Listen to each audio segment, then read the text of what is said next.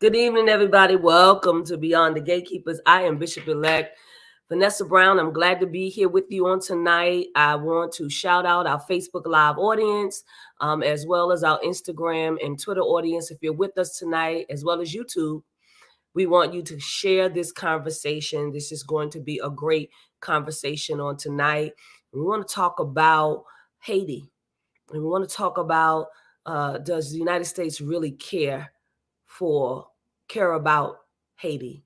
And so just to frame something for you really quickly, and we're going to introduce our guests, and we're going to also bring to you Bishop Pearson and Bishop Flunder. But before we do that, I want you all to know that thousands of mostly Haitian migrants are were crossing the Rio Grande in the United States, and nearly 15,000 were sleeping under a highway bridge in deteriorating, unsanitary conditions. And I think that's important for me to say.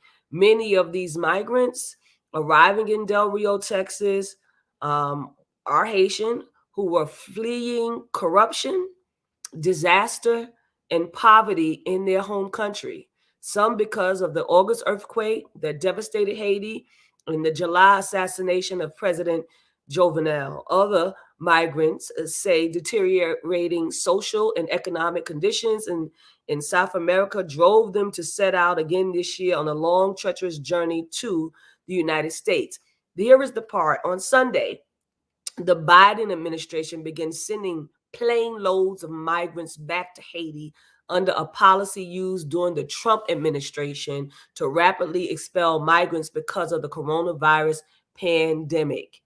I think this conversation is going to be important tonight. Let me bring to you our guests for tonight, who's going to come and help us with this conversation. He is the Reverend Dr. Willie Dwayne Francois III. He is senior pastor of the Mount Zion Baptist Church in Pleasantville, New Jersey. Reverend Dr. Willie Dwayne Francois, I would love for you to greet our audience on all social media platforms, as well as tell everyone what you are working on at this time. Good.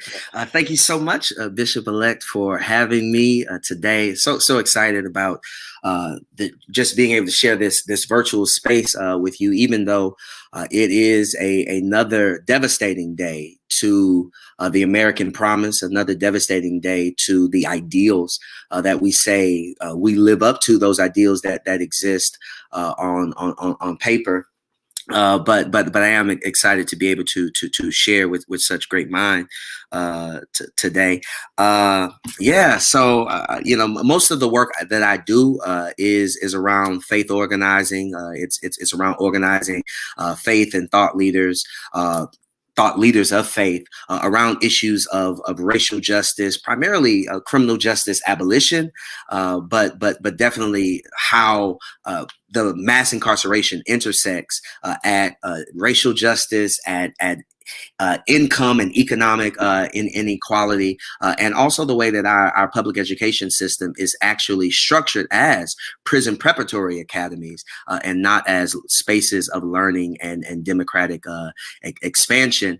But particularly today's issue, I've always understood America's immigration self-created crises, the crisis around immigration that our government has created. I've always understood that to be the left hand of mass incarceration.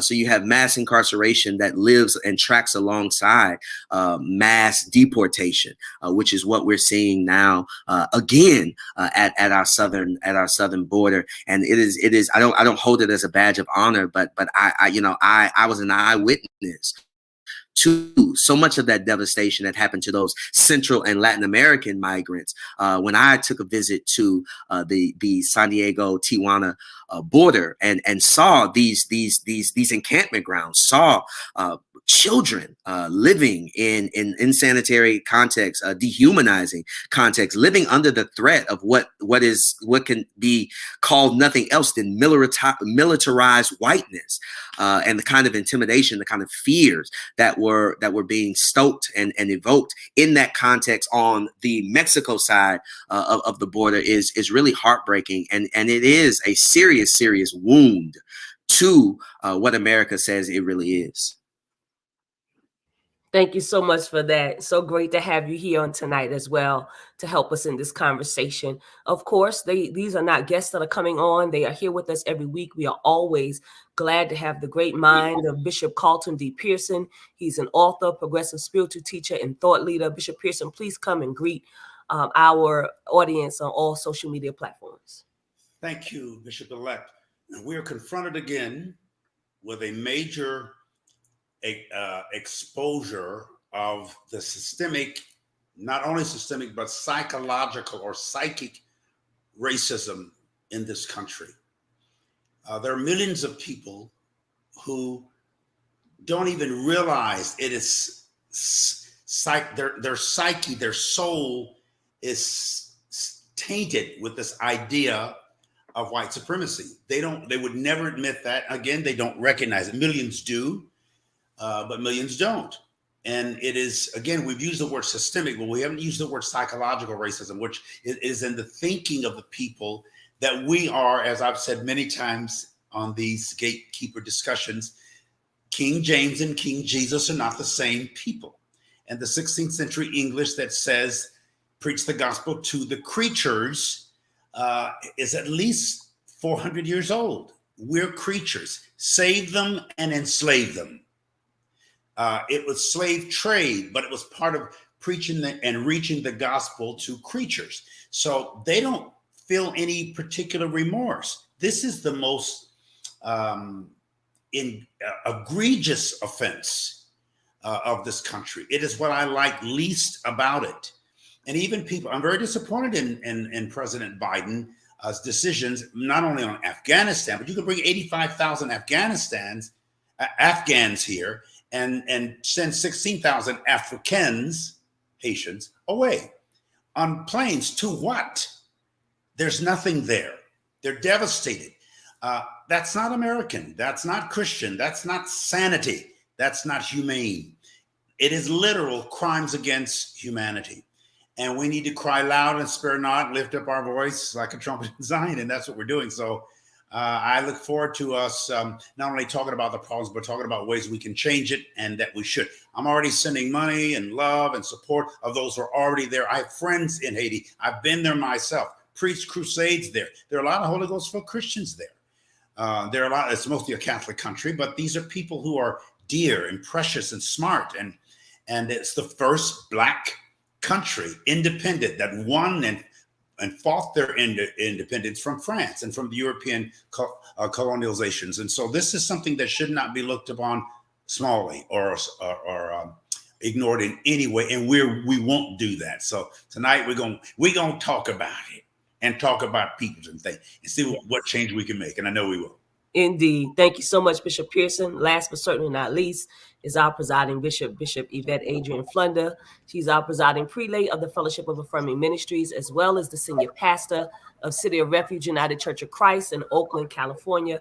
Bishop, will you come and greet our platform on tonight and also help to frame the conversation? So good evening, everyone. What a joy to see you, Brother Willie Francois. How wonderful. And to be in the company of Bishop Carlton Pearson is always both my privilege and delight. I am so grateful tonight to be able to weigh in with my brethren and also with Bishop-elect Vanessa M. Brown to talk some about the crisis, the humanity crisis that is happening at our borders. Our borders have experienced many humanity crisis situations. But this one, I would like to lift up a couple of things. People are not coming from Haiti to the United States for a better life. They're coming to the United States for life, period. Because the situation is of such that they have had what I would call a trifecta of destruction, just one thing after another, after another, after another, after another. One political murder, one thing that had, and two things that have to do with the crisis of our planet during this time. And if I were them, I would be looking for a way to preserve life for myself and my family in whatever way that I could. I spend a lot of time in the streets of Oakland, and particularly working with people who are housing and food insecure. And there's a certain desperation that kicks in. And we know that a part of us really is animal. There's a part that really kicks in when survival comes to the front. You look to any way that you can to find a way to survive and to help your family survive. Our folks from Haiti, many of them are right in that place and experiencing that.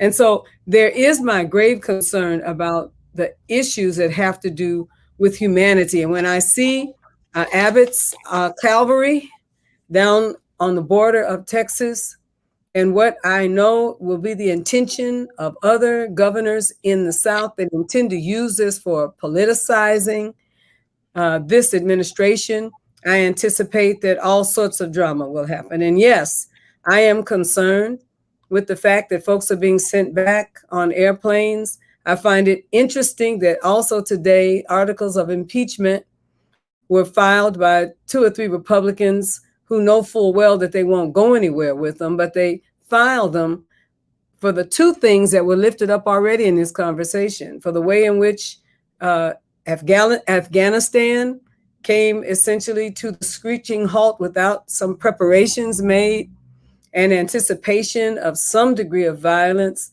but also to criticize Biden's reactions on the border, not because he sent people back on the planes, but because he didn't send enough people back on the planes, and that some people actually got through. Essentially, this impeachment is not for harm. It is because it wasn't enough harm. I think that it's very important for me to say that all of it has been severely politicized. What can we use for this to get Biden out? What can we use for this to keep Biden in? What can we use to extend the moratorium on evictions, which was a part of the conversation of this impeachment? What can we do to keep the moratorium on evictions? Do we save the people that need a place to live, or do we save the landlords who own the places where people live? Well, it's all political. It all depends on what club you're in. Somehow or other, beloved, I am hoping that we can get down to the question of what does God require, but that we do justly and love mercy and walk humbly before God. What does an apolitical God require that we have continually politicized over and over and over again? So I am very, very anxious about this conversation. What do we need to do, church unusual, and move away from church as usual in a time like this? God bless you. Thank you, Bishop. I appreciate that so much. I want to shout out those who are joining us on Facebook and all the other social media platforms. You all know that I like to find out where you're from. I see people here from Ontario, California, Covington, Georgia, Chicago. Grateful to have you here. The Bay Area, Santa Clara, California, Chicago is here.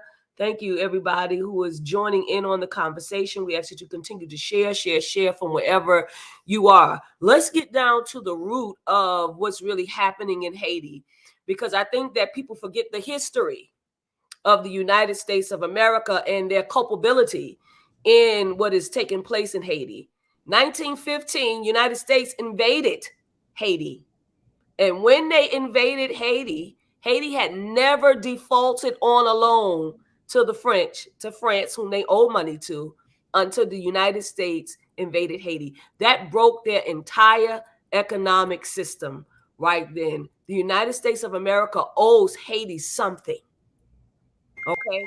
Even if they keep it back in money, they owe Haiti something. They owed it to those who were here, who had no place to go, to allow them to stay here and not send them back to Haiti. Let's talk about the roots of colonialism that are happening, or that has happened in Haiti. Dr. Willie Francois, will you talk to us a little bit about that? You're muted. I think that's where the conversation must start there, because most of what we see happening on our southern border, the kinds of crises that we created at our southern border, are not created just because we put children in cages, we've whipped children out of the arms of mothers as it relates to the Latin American, Central American migrants, and not even the just devastating images of seeing white men on horses whipping Black bodies. In 2021, which we could have easily, an image we could easily crop out of the antebellum period in this country. Like, that's devastating too, but we have to have some serious conversations about the history of America's foreign policy as it relates to Black nations, as it relates to non-white nations. In 1804, when Haiti won its independence through a slave revolution, it invoked serious types of fear in this country. Because there's something about Black self-determination, Black freedom, Black governance that actually scares white political structures, white political systems. That is what Haiti has meant to the Western imagination, that Black peoples, African peoples, do have the power to govern themselves, and they will do it even if it means overthrowing violently white oppressive structures. That is what Haiti means to the Western imagination, and particularly the American imagination, because it is what happens in Haiti that gives birth to the largest slave rebellion in Louisiana in this country, and in this country. And that is what was feared particularly in the 1800s, around what Haiti meant, that it would give enslaved Black folk in this country a different type of resolve, a different type of revolutionary imagination, a different type of awareness of what they're capable of, which would cost America so much. So that's really important. The other thing, and you named this, Bishop-elect, and I think it's really important that Haiti never defaulted on a loan before American reinvasion in 1915. But the reality is they shouldn't have been paying France back in the first place, right? They had to pay. Think of how silly this is. Haiti, which was exploited, which was colonized and enslaved, had to pay back the former slave master for winning their freedom, to the point that it cost Haiti roughly, I guess you could, I think at the time it was about 150 million francs is what they had to pay back to France. And you know how they had to pay that back to France? They had to pay it by taking loans from France and from the United States. And so the United States is a part of the reparation process that Haiti had to owe France. And if America cannot be honest about how in its inception, because of our fear around what it represented, that we have always had Haiti running behind base because of the role we played in backing France and then taxing and overtaxing the Haitian people. I'm going to say this, and then because I definitely want to hear my two heroes talk about this. But there's also another reason why we owe reparations to Haiti. One is that for 59 years we had sanctions on Haiti. We didn't see Haiti as an America. We had sanctions on Haiti for the first 59 years of Haiti's independence. We didn't recognize Haiti as a nation for 60 years because of this fear of what an independent Black nation would mean to the Western world. Like, Haiti is the first independent Black nation in the Western world, and that's scary. But there's this little island known as Navassa, right? And on this island, this is an island that in 1957, the United States stole from Haiti. Didn't ask for it, didn't bargain for it, didn't buy it. They stole Navassa from Haiti, about 30 miles off. And what's interesting about this island is that this island had bird droppings on it, millions of pounds of bird droppings that America used to enrich its farmers. And so if we think about all that was made from that island that we stole to enrich our farmers since 1957, we still haven't given it back. Since 1957, if we calculate that, this island that we stole with bird droppings on it in order to grow our food, in order to enrich our rural areas, our agricultural industries here in this country, if we were really to atone for that, that's at least $260 billion, according to economists, on what we owe Haiti just for the bird droppings that we stole from them in the island that we stole. We owe Haiti something. Thank you so much for that. We took their land and we took their resources. Yeah, we owe Haiti something. Bishop Flunder, Bishop Pearson. Pastor Francois is exemplary of the energy in Haitian people, African people. We're intelligent like you are. You're just refined, of course, and educated. But the white people, our detractors, are smart in that they have organized and planned to hold us. They sit in think tanks for hours, days, weeks, and years, thinking of ways to keep us under their control. They're losing the control now, and you're seeing a public breakdown. They are publicly protesting. They know we're coming back. They thought of the bird droppings. Now, I never heard that story. You're sharing with us information that we didn't know, but you represent what is intrinsically us, the best of us. And they know you exist. They know your spirit exists. They know your mind exists. And they would destroy you if they can. And they've tried for 400 years. They've not been successful. And their time for that period is running out. What we see, the gall, just the picture of a white man on a horse with a whip, grabbing a young black man with a package of food in his hands to feed his family. That is the most inhumane, but I'm glad the world gets to see who these people really innately are. They're not like us. We don't do that. We haven't done that, and we won't do that. And in ways where it seems like we have, they've exacerbated us as much as they can to get us to kill each other. But let me just say this, and this is really a little bit different from the subject. We're about to see the worst white-on-white crime and wars in the history of this country since the Civil War. These folks are fixing to lose it in the streets with guns and blood, and they're going to be killing each other. We're going to be at home watching them on television and making commentary like you just did. That's what we're seeing now. It's pretty incredible. There's several things going on. There's a lot of layers to this. Give us your, give me your tired, your poor, your huddled masses yearning to breathe free, the wretched refuge of your teeming shores. Send these, the homeless tempest, toss to me the Statue of Liberty. It's all a lie right now.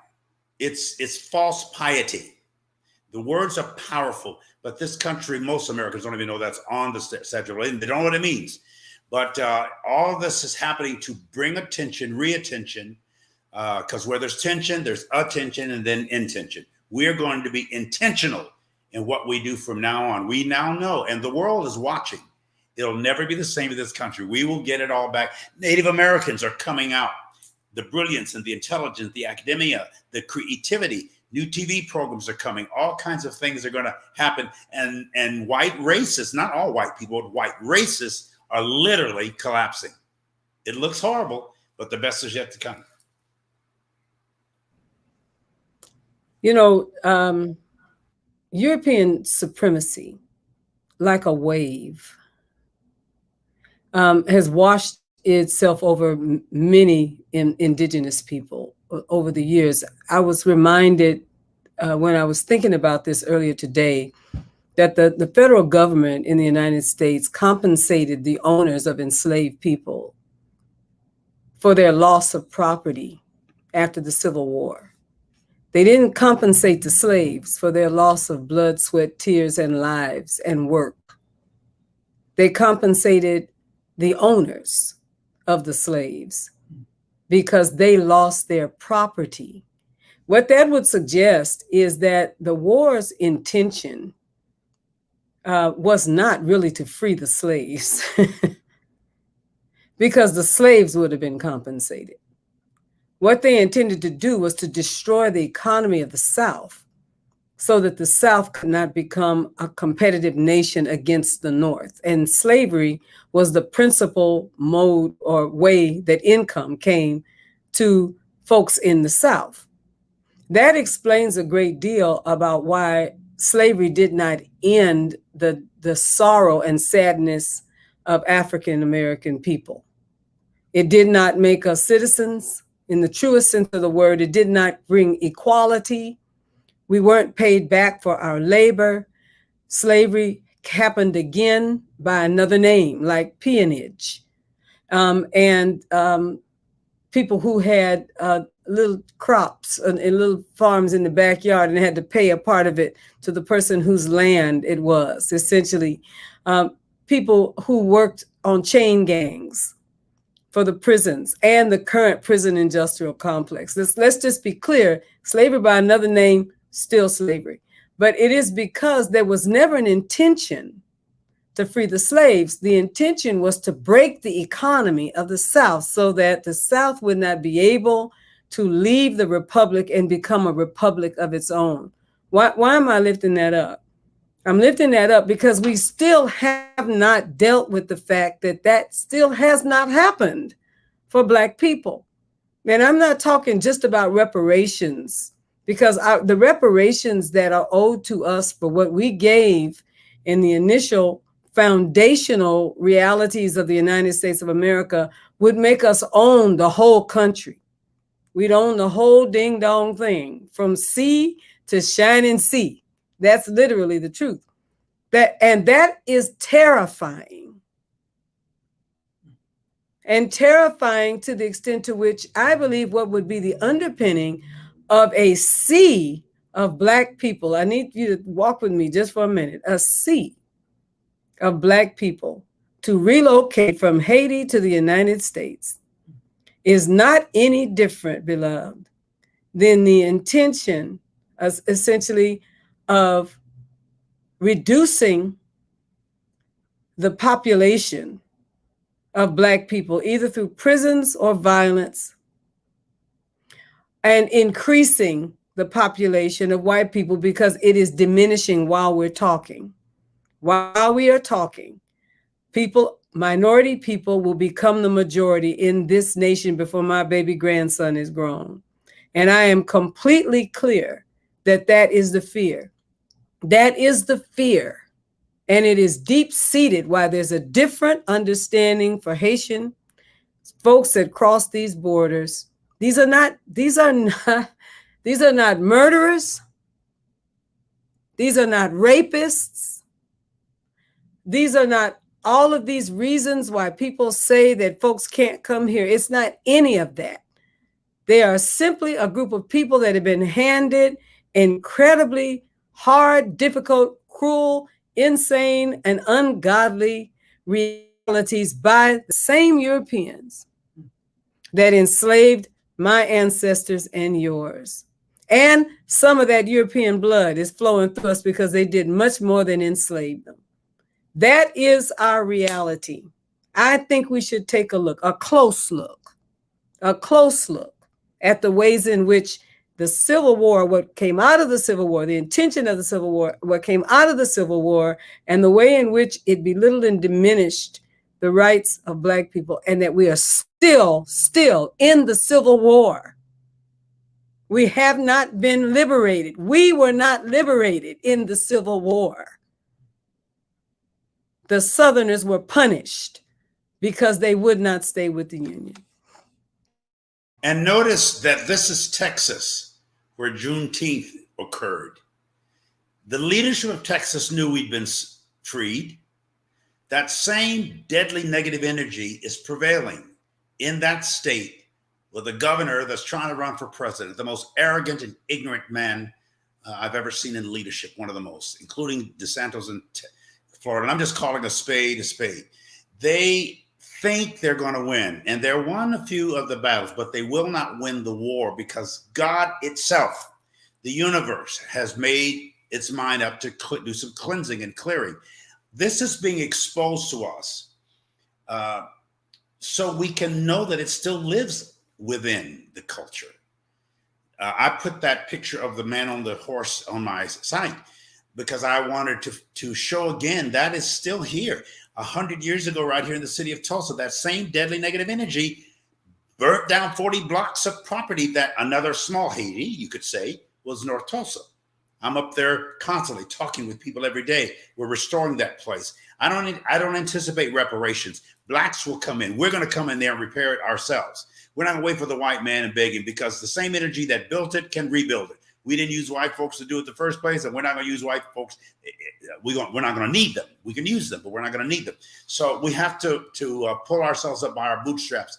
It's important, and you brought it out, Pastor Francois, that the Haitians are freed slaves. That's why that country exists. That, as you alluded to, Bishop Flunder, is the most intimidating thing. Bishop Brown, you brought that out earlier, way back in 1915, but in the 1800s. They are afraid of what they know we can do it. Now they're afraid that we will do it. And they have that's not an unfounded fear because we will. We're not going to hurt anybody. We're going to be ourselves, expand. We're the first people on the planet. Africans are the first people on the planet. We're the first builders of civilizations. We were the first people with the advanced intelligences. They hide that. Many people for many years didn't know that the African continent in the earlier maps was as large as it is. They made it look smaller because they're intimidated by our bigness. That's a spirit. So we're gonna come through it, but I think what's being exposed is ordained to be exposed. So as I've said many times, we will ultimately expel it, and that's what's happening. Thank you, Bishop. I want to first of all let our Facebook audience know, as well as all of the social media platforms that we're on, this conversation is very important. If you have not seen the photos, I admonish you to go on your Google or somewhere and Just look at them. Look at the photos. Look at the photos of the children who are being carried across by their parents, who have terror in their face and in their eyes. I'm talking about babies being held by their fathers and their mothers to cross water, terrorized. This is what we're doing to children. This is trauma.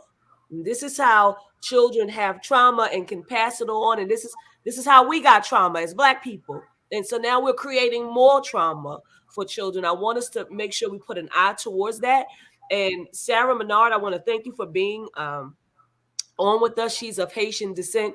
And I want to make sure that we get this question. It says, how can the Black church build strategic relationships with the Black church of the Haitian diaspora to mobilize and organize our communities towards faith, social justice, and liberation? It's such a brilliant question, Sarah. I'm going to start with Dr. Willie Francois. Well, I think one it has to be to be honest, that the conscience of this nation has always been in Black faith communities. In a very real sense, what has kept this nation from its own utter destruction has been Black churches. Whether we're talking about what was happening in the brush harbors, when our ancestors got up in the middle of the night in order to worship outside the gaze of the plantation class, or if we're talking about what happened in the civil rights movement that gave greater expression to what America can be, based on the passage of the Voting Rights Act, Civil Rights Act, and the Fair Housing Act. All of that are probably, like, all of those monumental gains are the work of the Black church. Those policy wins are Black church wins, and the country just needs to be honest about that. And not because Dr. Martin Luther King asked for them, but because Black women and young Black folk got in the streets, jammed up jails, and did that. So what I also love that's brilliant about the question is that it honors the fact that there is something about the Black church that stands as a moral conscience, that stands as something, as Black churches, as something that is unique that is unique for this country and has been unique in making this country be closer to what it says it is on paper. That also said, Black churches also have significant amounts of wealth that we don't often think about having.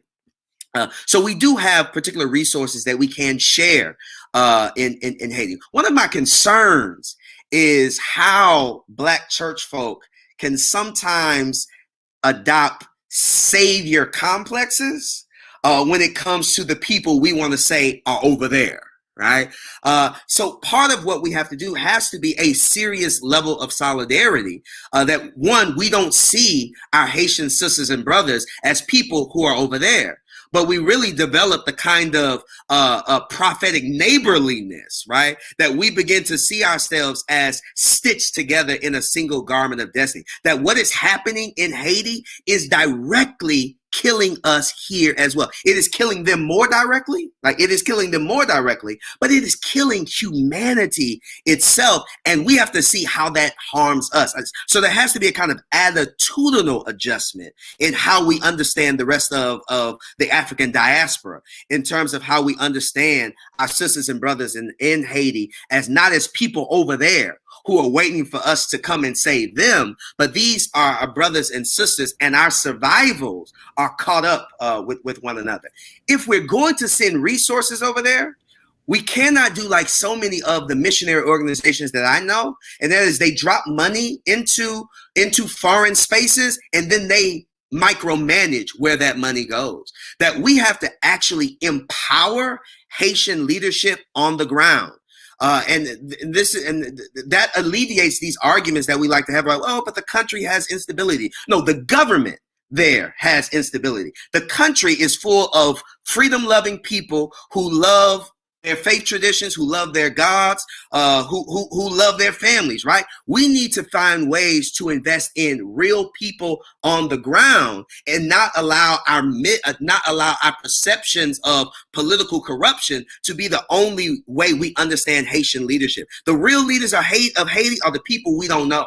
Right? The names we don't know. And so we have to find ways to invest in people who are on the ground and let them direct where the resources go. Let them determine what needs to be rebuilt and what needs to be invested in. The American messianic complex sometimes lives in us when we're doing good for them over there. And we have to find ways to trust impact. We can't say, believe Black people, trust Black people, follow Black people, invest in Black people in this country, if we're not willing to do the same for other Black people in other countries and actually allow them to live out the fullness of their autonomy, the fullness of their freedom, the depths of their faith. I'll never forget when that 2010 earthquake hit, one of the first images I saw were people worshiping in the middle of the wreckage. These are people who have undying faith. And we have to trust that they actually know what is best for their country, best for their lives, without us believing that we are the messiahs of the world. What's a real complexity about all of that is the Christian faith is what we were taught by Massa. And they taught us that we were demons and that they freed us from our demonic, heathenistic influences of Africa, and we should be grateful to them for bringing us over as slaves. They, even as I'm old, you might, some of you, I think, well, Bishop, you may be old enough to remember. I used to go and say, "Mama, Jingle called me black. Monica said I got beady head." You know, we were ashamed of who we were, and we thought we let the white church, the European church, demonize Haitians to be demon worshipers. They're very mystically spiritual. I know there's Catholicism and sanctity and things like that, but there's a lot of spiritual people, as you alluded to, but in our minds, as the Black church in America, we too sent a few missionaries over there, a few dollars over there. More white ministries have gone over there actually than Black ministries, because we're still busy trying to gain our civilized freedom in this country after 400 years, trying to get a Cadillac, but in those days. But we need to, as the Black church in America, if there's such a thing, and there is, we need to reconsider what we believe about ourselves. And we need to reconsider what our oppressors taught us, even about Jesus, because they have been very condescending, and it's made us condescending of Africans. White missionaries have gone to Africa more than Black, or Haiti more than Black, or even India. So the Black church has not been that mission oriented. We've been busy trying to secure our liberty, ultimate freedom over here in this country. So that we've had a lot of conflicts that are distractions, and they want to keep us distracted. But we have to stop thinking that Haitians are all demon worshipers, and that the earthquakes occurred over there and bad things happened because they worship demons. I actually thought that. I've sent thousands to Haiti. I supported missions there for years. Our church did. I've been there myself. I was shocked when I first went to find all these buses with Catholic Christian symbols on them. The crucifix, Mary. I mean, all over and inside, all kind of iconic symbolisms of various superstitions, but Christianity is one of their superstitions. And I said, I didn't see anything indicating demons or even devils or satanic worship. I saw all Christian emphasis. So the world didn't know that about Haiti. So we need to stand back a minute and look at how we've been taught to think about ourselves, because we're just a few generations from those original thoughts. They taught us to read the King James Version of the scripture. That's how the early slaves learned how to speak English. So we're still sorting through all of that. Now we have another generation who doesn't even remember Martin Luther King. They don't remember the civil rights movement. They know nothing about Jim Crow. They got Jordache tennis shoes on, and they got cell phones and expensive jeans, and they're wearing their hair back with the African, our native African culture, but they don't know what that means. It's like a tattoo. So we need to re-educate. You cannot learn without unlearning. We have a lot of unlearning to do as a church. We have a lot of unlearning to do as a country and as a culture. And so we're talking about symptoms, but the source is stinking thinking. Thank you, We Bishop. got I'm to gonna pay let Bishop attention. Flunder go. But before Bishop Flunder goes, I made a post early on when Haiti had the earthquake. It was like back in August or July, whenever it happened. And in that post, I said, we need to help our people. And somebody inboxed me and said, I did not know you were Haitian. I said, I'm not Haitian, Wow. but Wow. they are still our Our people. people. They still are our brothers, our sisters, our siblings. They still belong to us. And so this was just to say something about what Dr. Willie was saying in terms of stop thinking of people over there, because it's not just them over there. They are our people over there. It's They're our us. people. It's our brothers and sisters. It's our family over there that are in dire straits, that need help. They are our children Yeah. that they're carrying. Exactly. This is somebody else bore that child, but they are our children. They belong to us. Haiti belongs to us. And I wanted to say that. Bishop Flunder? You know, I think of it this way. It depends on where the boat landed. What happened in the Caribbean, what happened in the United States, what happened in Canada, what happened in Europe. It depended on where the boat landed. And because we brought African indigenous faith and connected it to what we were taught, where the boat landed, let's put it that way. And so when you have a really good voodoo ceremony or a really good Santeria ceremony, and you put it on your television, turn the volume down, and then put a real good Pentecostal ceremony, You're right. real good one. They dance the same way, same beat, same jump, same hop, fall out under the power, roll on the floor, speak in tongues, have to be taken out in the spirit and put in the car because you can't walk, because the Black Pentecostalism is rooted in African indigenous faith. And so is Methodist Baptism. It's all rooted for us. We took the oppressive teachings of the text and found another way to look at it, which in some cases we just tore the pages out almost completely and kept what we needed and put some African on it and turned it into large, mega faith-based organizations. I think that is a very powerful reality, frankly, for African people to rearrange the religion of the slaveholder. That's incredible to me. And get out in the brush arbor and just dance all night, talking to the God that you claim and hold on to and believe literally is on your side.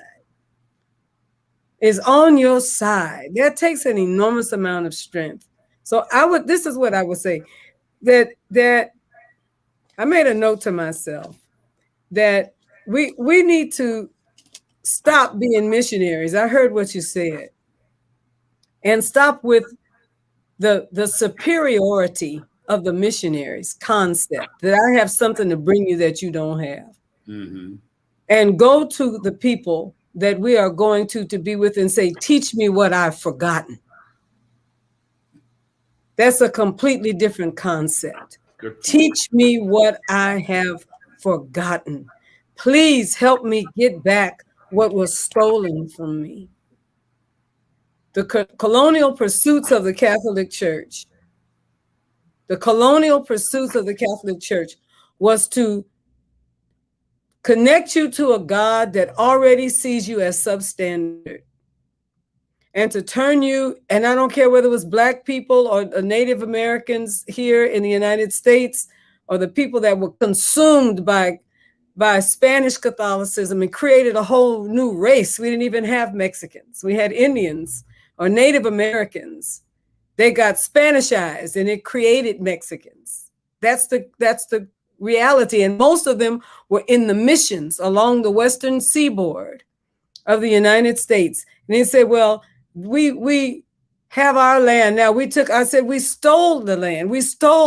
New Mexico was old Mexico. Arizona belonged to the people. We stole the people and we stole the land. That is the story of the United States. Why am I saying this? Because we have an opportunity to take back what was taken from us, and not to have to Christianize it such that we lose the fact that up underneath all of this conversation of Christianity is an African root with a Christian patina. There's a distinct difference between the two. I shout and dance because I'm an African. I clap on the 2 and the 4. Let's be real clear. I clap on the 2 and the 4. The first clap belongs to God. The second one is mine. All right. That's the way. And I don't do that simply because I am a disciple and a follower of Jesus of Nazareth. I do that because I'm an African. That is my African indigenous reality. And then I'll close this with this. Learning to love and respect our history is hard work. And people are now trying to take through this critical race theory foolishness and concern about critical race theory being in some way taught in our schools. The anti-critical race movement is trying to take from us the real story of what happened to us. We should just as strongly simultaneously be insistent upon taking back our story. There is a reason I dance like I do. There is a reason why the drum is our principal instrument. There is a reason why I clap on the 2 and the 4. There is a reason why I see God as spirit. And the reason why we have dances like they did on the movie Beloved out in the brush somewhere until we call down the presence of God and we allow the presence of God to take our whole bodies. We don't, you can roll me around. You can do whatever you want to do. I don't, just come on and lift me out of this intellectualized, useless concept of the divine and touch me in the part of me that is spirit. If we lose that, if we give that away, trying to missionize people who still carry that in their souls and in their DNA, then our oppressors will have won. They will have won. I won't mind. I want to get with you as soon as I can, Bishop Pearson, and tear up the whole floor, just like we have in times past, because it's time to do it. If we could just get this Rona under control, it is time to remember the dance. Thank you, Bishop Flunder. I wanted to say something because I read an article that Bishop Flunder sent me, was in Sojourners, and it's from 2010. And actually, Reverend Dr. O'Berry Hendricks is the writer of this particular article, and he's talking about Haiti and Christianity. Mike Christian makes a good point here, who's viewing us through Facebook. He says Christian churches in Haiti were preaching and accusing the voodoo religion in Haiti for being the reason for Haiti's problems. And because the voodoo religion also supported the liberation of the gay community in Haiti. It is the exact same thing that Reverend Dr. O'Berry Hendricks said in that writing in Sojourners. And so Christianity, we have a lot to do with the problems and the issues at the root that has happened in Haiti. And so we said earlier that Haiti, the United States owes Haiti something. I said it. Willie Dwayne Francois said it. We've all said it. Dr. Francois, tell us what it is that you believe the United States can do. Yeah, so I think one, that there really needs to be a check. We need serious resources that go back to Haiti as a form of reparations, honoring the fact that we underdeveloped a nation before it ever got started. 60 years of denying it nationhood, right, on the global stage. 60 years of exacting sanctions against it. So many years of holding them in economic bondage because of the money that we loaned them so that they could pay reparations back to France, right? We owe the money for the island that had the bird droppings on it that America used to enrich its own agricultural life. We owe this nation trillions of dollars.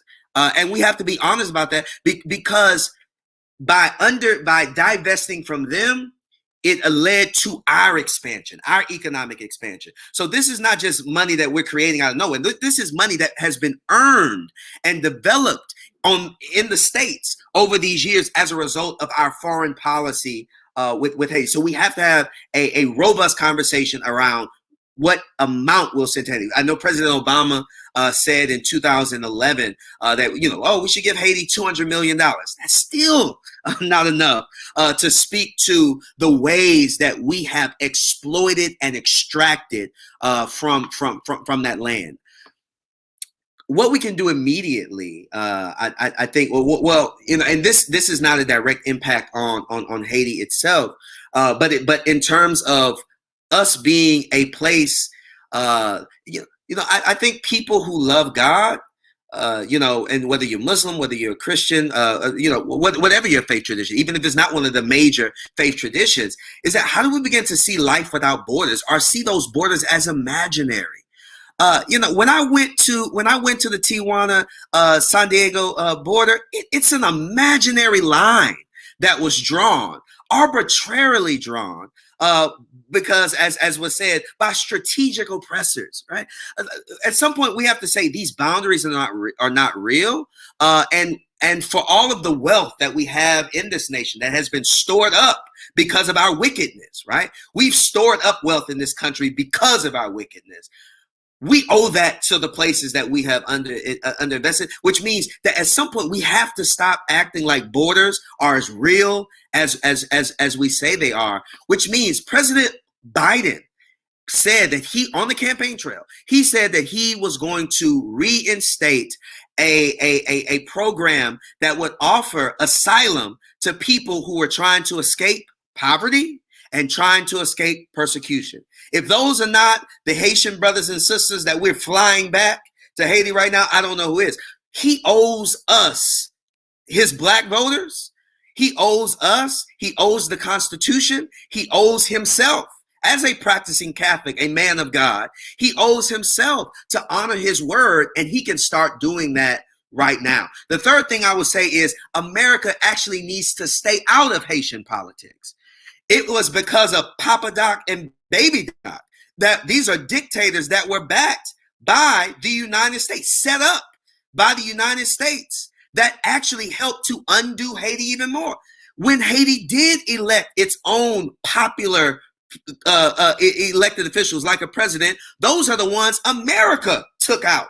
We actually should probably think about how to drop money in Haiti and stay out of their politics and stay out of the implementation and honor our own commitments around how we want to treat migrants and how we want to treat the most vulnerable around the world. And if Congress can't do that, it's another example of how morally bereft and how incompetent those mostly white men we send to Washington actually are.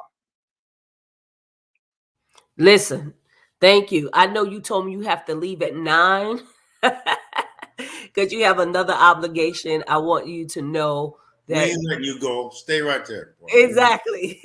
I may be able to fudge a few more minutes. Please. Yes. Call them and tell them you can't come. Tell them you're on your way to Haiti instead. I just sent the text. Yes, right. Just tell me you can't make it. All right. Let me add this quick point. Yes, please. And Dr. Francois, you can say something about it. I'm really frustrated with the fact that Americans are spending billions of dollars for a few minutes in the sky.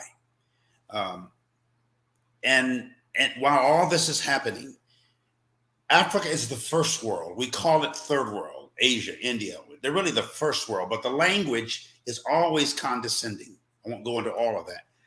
There's a lot of money. What can America do? Spend. We have the money to do it. Just think of if just the athletes and the major Black denominations, the Tylers and the Oprahs and some of that, put their money together, we could have gone down there and done something for those 16,000 immigrants ourselves. The government's not going to do it. We could have been down there. We'll hear Vice President's going to be on The View on Friday, but we didn't do much. We didn't say much. I didn't hear anybody screaming out about it. I wrote some things, maybe you all did. I posted some things, But our biggest moneyed people, the Robert Johnsons, the billionaires, the people that run BET, of course, that's owned by CBS and Simon & Schuster and our Jewish brothers. But we have the money. We could have stopped what just happened. The money it costs to put planes and send them back to nothing, we could have used to put them in apartments or tents, anything, fed them, get them into these cities like they're bringing Afghans into the cities, and Absolutely. Churches are taking them on. Yes. This is a sign of our negligence, a little bit of ignorance. We got to, as people of color in this country, we're in the more powerful position that we've ever been in our history. We can do more about our own issues. If we keep waiting on the white man or even the government to do it, we'll be waiting forever. We now have billionaires. We now have corporate executives. We now have mega churches with mega funds, lots of dollars, lots of people. We've got doctors and lawyers and school teachers and corporate owners and business owners. We have to pull together ourselves. And I'm calling on our huge leaders, you wealthy Black people, you let this slip away from you. What's good? Well, let's hire some jets and go and get those people. Let's go over to Haiti ourselves. If I was a denominational leader, I'd be saying the same thing. And I'm going to get on the horn and start saying, guys, we got to do something. These people have nothing. Let's don't wait for the white man to do it. And many white people will support us if we do put forth some effort. But as long as we let race-based mindsets control what happens or doesn't happen to our people, we're dead in the water. We got to do more ourselves. I'm talking to a billionaire tomorrow about this. And 2 billionaires. We got to get going. We have to do something, and we will. And we will. And really quickly, I know you're coming back to us, Reverend Francois. I just want to say, we have the money. California just spent $200 million to try to recall their governor, and they lost. $200 million to recall the governor, and it didn't happen. That was stupid. We have the money, Dr. Francois. Mm-hmm. Right, and we're gonna have to spend that amount of money again when he runs for re-election next year, right? Yeah, but I think Bishop Pearson just triggered something for me. Like, even when we think about the Afghans that we're bringing in, it helps us understand this is really there's a class dynamic here too, because we're not flying in the most vulnerable Afghans, and I understand that Afghanistan right now is not a safe place for anyone right now. I get that because of the way the Taliban functions, but the ones that the Afghans that we're letting in, these are the ones who have helped us, who have some levels of upward mobility. These are people with high levels of skills in technology and diplomacy. So even as we are letting Afghans into this country, we're only letting those in that we can continue to exploit. And so again, it's saying that this country has a problem with poor non-white people. And yes, this country has a problem with non-white people, Black people primarily, but it has a serious problem with poor non-white people. The prison industrial complex is not built on middle-class Black folk. It is built on poor Black folk, and that is by design. Over-policing is not happening in my suburb where I have Black neighbors. It's happening in the city where I pastor, where there's only Black and brown folk who are living, 60% of them are living under the poverty line. The race and class are always at work, and it's also at work in this situation as well, in the way we think about immigration. Let me add just one thing. That 523, I think it is, folks that were put on planes and sent out. I think that is the number. I want you to also know that far more than the 523 crossed the border. There were people who did come and did get through. And there's nothing really in place for them either. And that number is going to be vilified right away as taking food out of the mouths of U.S. children. They'll be vilified for suggesting that they are going to do violence in the neighborhoods right away because they're Black and because they crossed the border. What I don't see, I see how problematic the 523 that were put on planes and sent back. But what I'm having trouble understanding is what is the plan, because I'm not hearing anything about the ones who did get through, because there were quite a few. And while we're talking, they are still finding ways. These are very bright brothers and sisters who know how to survive. And they're catching a hold of anything they can catch a hold to. I've seen this kind of coming across. I'm from California. I'm born in California. And I have seen people build great big old walls, and folks just get a great big old ladder and go over the top and go on the other side, or they dig a great big old hole. You know, we have passages underneath every wall that Trump and everybody else built. That's why it's just such a stupid exercise in futility. Folks just dig under the wall and come on in. And it happens constantly. Live 20 or 30 in a house together until they can figure out what to do next. So folks did get in, no matter what kind of big cars. Abbott, how stupid is that? Abbott brought a bunch of cars. He brought a bunch of cars and made a line of cars. The people went down to the end of the line on both ends and came on in. What I'm trying to say is that you're not going to stop an onslaught of people in the night from finding their way into town some kind of way and trying to figure out a way to live. More of them remain than would, but there is nothing built around those that got in. We're not processing them. We didn't send any welcome, not of any kind. And that's, to me, the greatest travesty. Nothing to process them, which means they're fair game in those southern states. Do you understand? People will shoot them and jump on them. And if any of them are young or children get separated from their families, it's open season on them. We did not welcome them. And they are here, and they are not welcomed. That's even more dangerous, almost, tell you the truth, than being flown back. You're a non-entity. You are a non-person in the United States. Thank you, Bishop. I remember when we went to when we were in Tijuana, and those were some of the moments where I witnessed the most abundant humanity.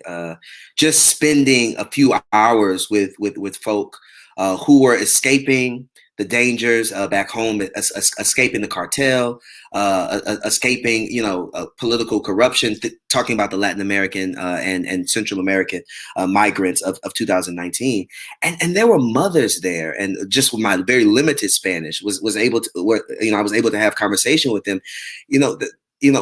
I remember one saying, just take my child with you when you go back. Right, that is the kind of desperation that these mothers, that these siblings, that these parents are living under. That they are actually willing to trust their children to clergy who are still strangers, but to say, I can't take my children. If I have to go back, I would like my child not to go back. Right, not knowing what will happen to them in America. I have a different understanding of America than they have. So I know that them coming in, with just us and being released to the system is not a good eventuality for them. But the reality is that them actually being trapped in the American system is actually almost better than the guaranteed death that they will experience at home.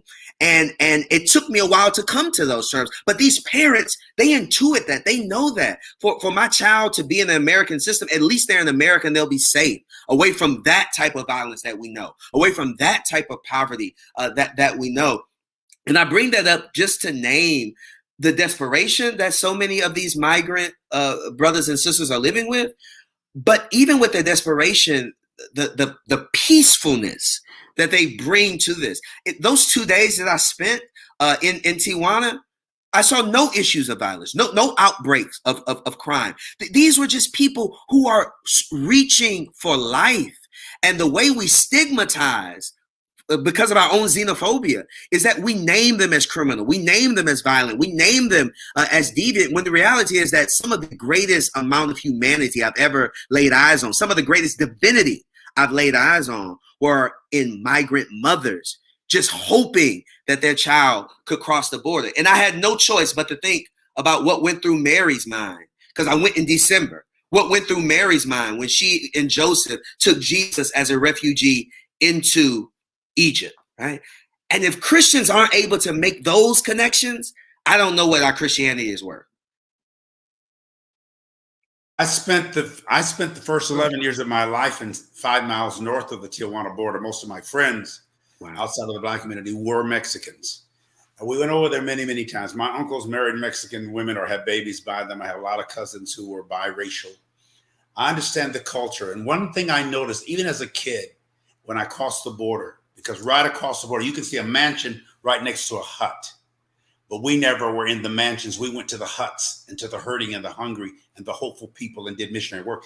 But there is a survival instinct in the human spirit, particularly of people who are oppressed, that is almost spiritual. It is supernatural.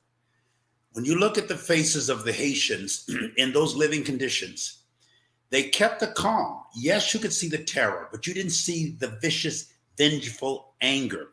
Their survival instincts arose in them and are arising in them, as they have in Haiti all these years, and including these times of the earthquake devastations. They have a supernatural ability to survive. So do we as people from the continent of Africa who have somehow survived. Even the Middle Passageway, laying side by side other nearly naked bodies who were regurgitating, defecating, urinating, women on their cycle, people sick and headachy and dying of smallpox and malaria and the various fevers, and several million of them dumped into the Atlantic Ocean. How they survived that and lasted, came over, and then the worst slavery and incarceration they've ever experienced, beating and humiliation and rape, male and female. Those people look at us and say, who the hell are these folks? Why aren't they dead? How have they lasted? And we haven't even broke out in riots. We've had demonstrations that became riotous because of those who opposed the demonstration. We're very calm, cool, collected people, and we are anointed to survive. That's what Europeans don't process accurately. They're watching us do it again. These are dignified people who can handle indignity with dignity. They can handle doom with class and grace, and they trust God, and they innately trust Americans. They know somehow some of us are going to find them and help them, whether that's Catholic priests, Catholic charities, the Red Cross, churches, other churches, or just kind people, many of whom are white. So there's some good in all of this, and you brought it out, Dr. Francois. We are about to we're seeing the best and worst of the human entity and the species, and the best will win ultimately, because we've let the best of the African spirit remains in America. We survive. All of us are survivalists. Our grandparents and great-grandparents and great-great-grandparents. That's the soothing ministerial part of all of this. That gives me a sense of hope. Thank God for the power of the human spirit and the Holy Spirit to keep us alive and alert and aware. And we're now becoming congressmen and senators and governors and presidents. I mean, in all of this, we still have doctors and lawyers. And I was noticing today, and this is important for all of us and all of our listeners to realize, there are African-American commentators and experts talking about everything on television. And they are our voice and our choice, and they're brilliant and aware and sensitive all over the media. White folks notice that more than we do, or as much as we do. The racists do. They can't hardly stand this brilliant, bright, all of you have doctorates. You're smart people, and we have so many, or well-educated at least. We have so much going for us. That's why I keep saying our best is yet to come, because look what we've already survived. We'll get past this. We'll get through it, even if we never get over it. Yes. So Cynthia Rose says this is a complicated and complex situation. What about African Americans, homeless, unemployed, and those lacking resources? What about other countries providing help to Haitians and others? And so, Bishop Flunder. I was waiting for somebody to say that. because I knew that somebody would say, we already have our poor and our sick and our, and it is true. And some of the same dynamics that created this for the Haitians created the same dynamics for us. But I think that there's a prevailing statement that has been made here tonight. One is that we are worth more than what has been basically given to us as crumbs, on the floor under the table. But we also have the strength to do more, to be more. And one of the ways that one of the things we have to disabuse ourselves of right away is that if we keep complaining, somebody's going to do something. That is not going to make it happen. Not even if the complaining is the truth. And we have to be mindful that our struggle does not make us turn inward and in some way destroy ourselves by saying that, there's too many of us in need. We can't take on someone else in need. I think we need to be able to do it kind of like our foreparents did. And you had a 2-bedroom house, but then your people came up from the South. How am I doing with that? And they were in the diaspora and they had to do something. So you started out, you had, something for 4 people, then 8 people lived there, and you slept under the kitchen table and in the cabinet, and one on the foot of the bed, one on the head of the bed, until and I've seen the same thing with Muslim families, where one person comes over here and they buy a house, they bring 5 people, then there's 12 people, and then there's 13 people, and they all work for a business that they started, and then they buy 2 houses, and they buy 10 houses, and they buy 20 houses, until everybody has a house. If we can remember that, if our DNA can remember that, and we are not separated such that, as Bishop Pearson said earlier, such that all our money is going to a new pair of tennis shoes.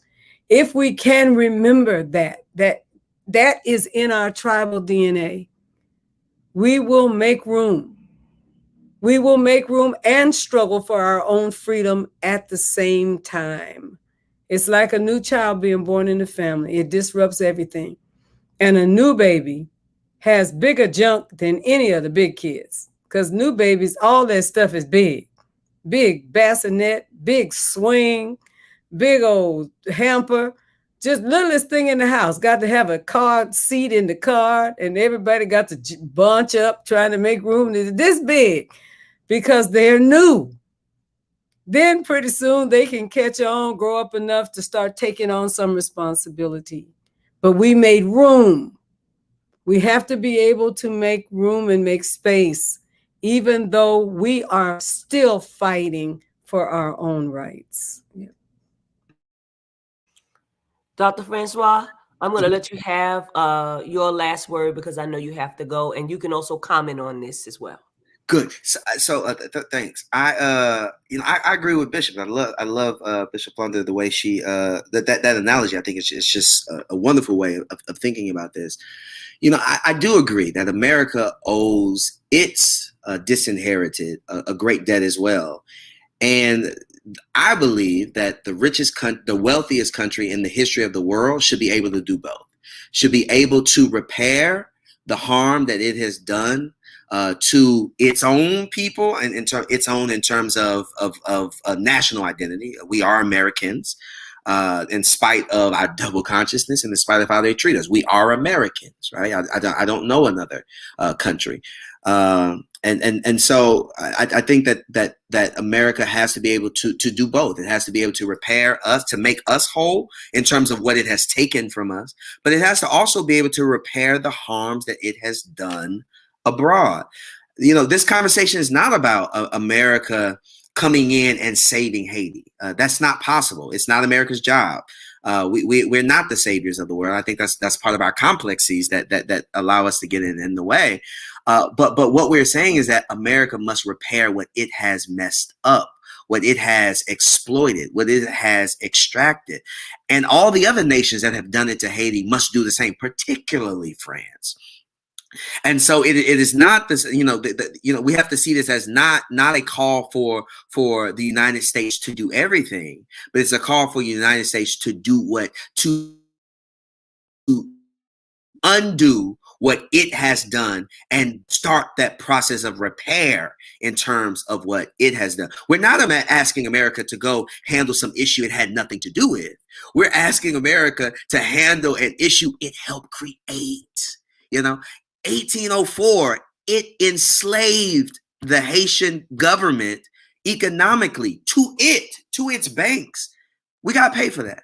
I say it again, that island that we stole, that has made us billions of dollars, 260 billions of dollars, according to some economists. We have to pay for that. So this is America atoning for its sins in Haiti, right? So American Christians, let's stop talking about the sins of Haiti and its devil worship, whatever that means to us. And let's start talking about the sins America has committed in Haiti that it must atone for.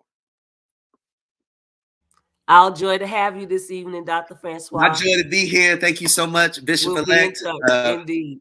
Bishop Flunder, I've always loved you. Bishop Pearson, always loved you. This has been a great day for me. Bless you, Ben. You make us proud, sir. Thank you. You make us proud. Wow. Bishop Pearson, last words. Bishop Flunder, last words.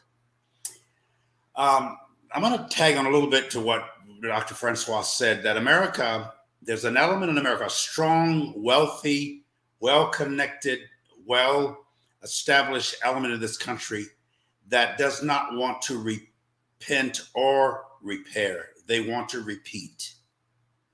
That's what MAGA, Make America Great Again, basically means make America hate again.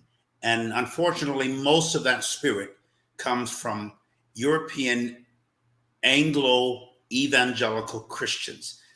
Obviously, you know that's a big pet peeve for me. The church said, enslave them and save them, and God will bless you. And in their minds, God has blessed America to bring us over here. And with this whole "In God We Trust" motto, legal motto, and anthem, they really feel like the Lord has honored their hatred and purified and sanctified it by saving Africans, heathens, voodoo worshipers in their minds. Now, the reason I can say that is because I was taught that as a kid, and I wondered myself. So we have to rethink. That's what repent means. We have to change the language, study the words, because words are powerful and inventive and creative, and they're dictating. Again, that's diction, addiction. These people are addicted to the words and the language they've heard for 400 years, at least. And so until we change the language, I like to say there's a lot of truth decay going on, and there's some spiritual halitosis. And these masks are making us smell our own breath. Now we know why everybody was offering us gum and mints, and we didn't know our breath stank this bad till these masks made us say, "Wait a minute, was that me?" So America's being forced. This is America's last chance to brush your teeth and to brush your truth and to change. We're gonna all be ending up with dentures as a country, and you're gonna hear them clapping like my aunts used to. We need some changes, and I laugh to keep from crying. So I'm saying to America, and I'm saying to me as an African American, I'm rethinking a lot of what I've been told and what I've taught, and what I base my values, worldviews on. A lot of it's from what Massa has taught us, and Massa has been crooked in their thinking, and it's not their fault. It's traded down over the centuries, and it's crippled their consciousness for them to allow the types of horrendous crimes against humanity that they have sponsored on this planet for several hundred years. I think a change is coming, but it's going to get violent before it's done. We could have said yes. If we don't humble ourselves as a nation, we will be humiliated. And that's what's beginning to happen right now. I think that there are very wealthy people in this nation that could balance the atrocities. You can't dismiss them. Right. But they could balance them. That part is true. The problem is they don't want to feel it. I don't think that people have any real problem giving something away as long as it's not painful. So if I have $100 million and I give you 25,000, I'm not feeling it. But if I have $100 million and basically you're asking for 25 million of the 100 million that I have, I'm having a problem with that, because that's too much of my money that you're taking from me. And so philanthropy in this country and the whole idea of reformations in this country is looking for a cheap way out. And what I keep saying to people, you haven't repented until you feel something. You have to stop, you have to turn around, and you have to do what were your first works, do them over. Do what needs to be done to fix it. Repentance carries with it a cost. Reparations does not mean patting me on the head. Reparations, if we're going to do them for real in this nation, then those that participate in reparations will have to feel it. They'll have to feel it. And that is the real pushback. If you want to know what it is, folks don't mind giving you a little gift, giving you a little something that'll get you to get in the corner and stop fussing and raising so much hell. They'll give you a little gift. Some of the wickedest families in the United States are the heads of the largest philanthropies in the United States. They have multiple generations of wealth. And I can promise you, they are, most of them, not peeling off enough to be harmed or hurt when they give something. When they get through giving, they are still going to be unbelievably wealthy. And their money grows, and what they give, they get a tax advantage for it. So why am I saying that? The reason it is very hard for this to happen, to really be able to do what actually involves reparations for those that have had their wealth stolen, is because to really do it and do it authentically, those that have used the people's bodies and the people's money all of these years will have to feel the loss.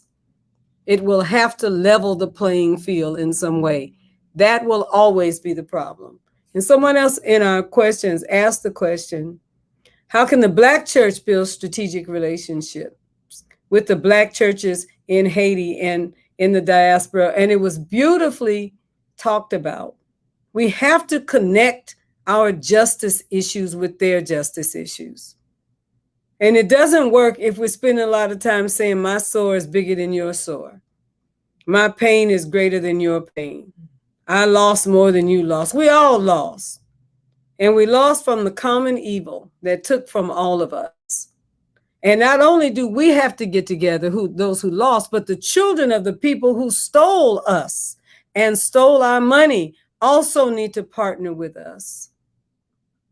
And there is going to be loss, because that's the only way we repair.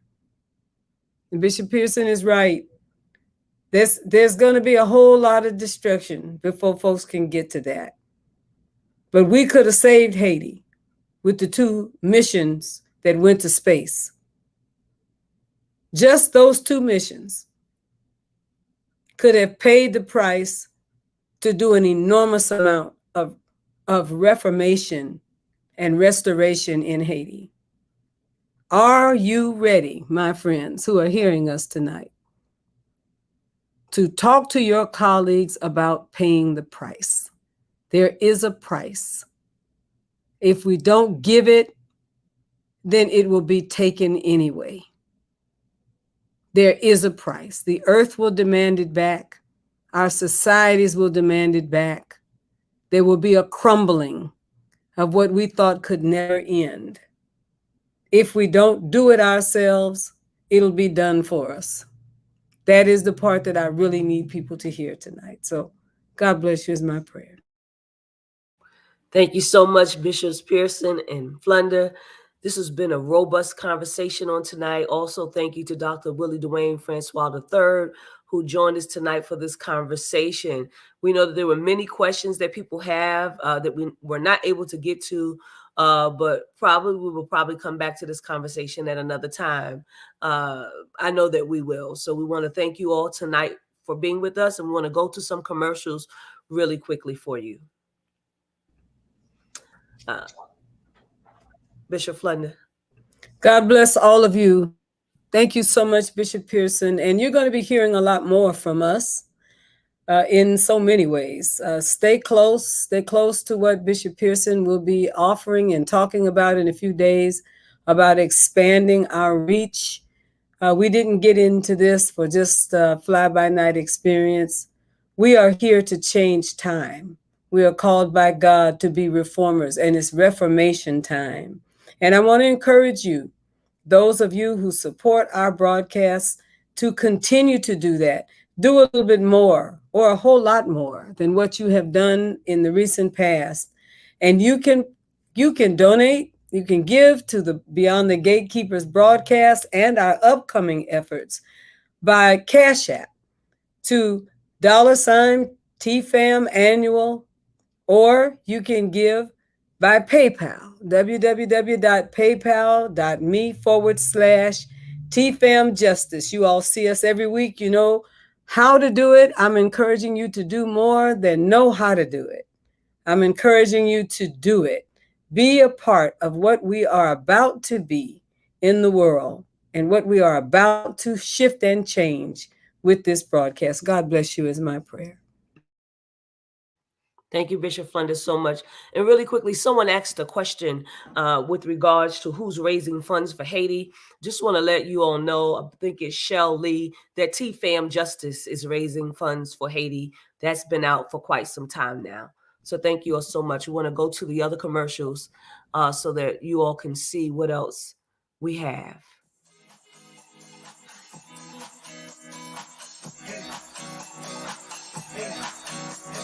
Hello everyone, this is Jess Dominic, owner of Bullet in Flight Radio, your story, our station, a proud supporter of progressive Christians from around the world. So please join us every Saturday and Sunday from 2 p.m. until 2 a.m. Eastern Standard Time for the best in gospel house, gospel indie, and inspirational word. And if you're looking to submit your music or sermons, please send us an MP3 and artist pick to bulletinflightpros@gmail.com. All submissions are free. Thank you for tuning in, and God bless.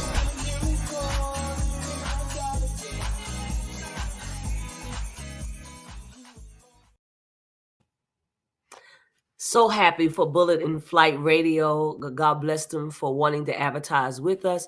We have Sky Michelle Tees and Things. Please go to www.skymichelle.com. She can customize t-shirts for you. She is the kid boss. You can follow her on Facebook and Instagram at I am Sky Michelle. She has a collection of t-shirts as well that you can purchase. Dope Black, Faith, YA Flunder quotes, Kara motivational quotes. Want you to support this business of this 8-year-old entrepreneur. Also, Nubian Flunder, she's the LAC, the founder of the Healing Place Apothecary, and she is the daughter of our presiding bishop. You can go to www.THP, which stands for the Healing Place Apothecary.com, to learn more about her products and to make a purchase. You can go to Kara Solutions. Focus on your passion. Let Kara handle the rest. It is owned and operated by Susan A. Webley. She is the founder. She does remote production and video conferencing, admin, tech support, custom branding, show development, training on Zoom, StreamYard, Restream, and more. If you need a free consultation, please email her at sue@kara-solutions.com. You can advertise with Beyond the Gatekeepers by just emailing us at beyondthegatekeepersshow@gmail.com. That's beyondthegatekeepersshow@gmail.com. Thank you for joining us. Please support our broadcast by sending a donation. As Bishop Flunder said, we're so gracious, and grateful for what you are going to give. Thank you for joining us. Have a great evening.